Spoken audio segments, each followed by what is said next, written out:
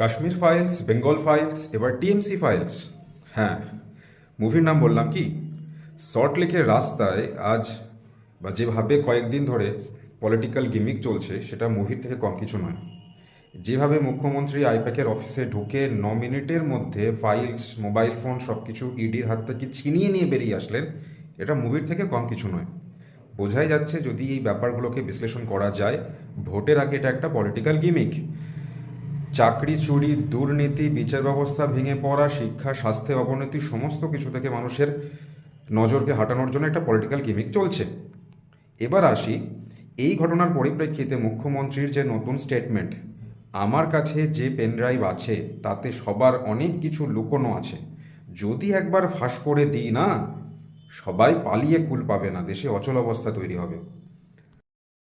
এই স্টেটমেন্ট থেকে দেশদ্রোহিতার মতো কি কোনো গন্ধ পাওয়া গেল?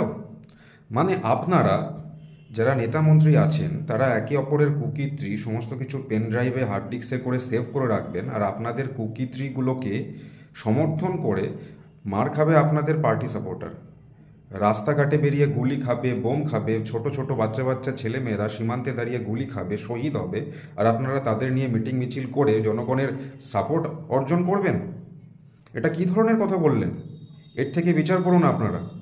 যে নেতা মন্ত্রীদের সাপোর্ট করে আপনারা দিনরাত এক করে দিচ্ছেন, যাদের সাপোর্ট করে আমাদের সাধারণ বাচ্চা বাচ্চা ছেলে মেয়েগুলো দেশের সীমান্তে দাঁড়িয়ে গুলি খাচ্ছে, এই ঘটনার পরিপ্রেক্ষিতে স্পেশাল অপস সিরিজের কে কে মেনন, আচ্ছা, রয়ের যিনি স্পেশাল অপারেশনসের দায়িত্বে ছিলেন, তার একটা ডায়লগ মনে পড়ে যাচ্ছে, যেখানে তিনি তার অ্যাসিস্ট্যান্টকে বলবেন যে बताओ तो हम लोग किसके लिए काम करते हैं।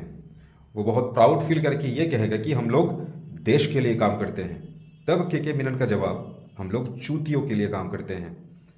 তো आपका ये স্টেটমেন্ট, আপনার এই স্টেটমেন্টটা কোনো অংশে দেশদ্রোহিতার থেকে কম কিছু নয়।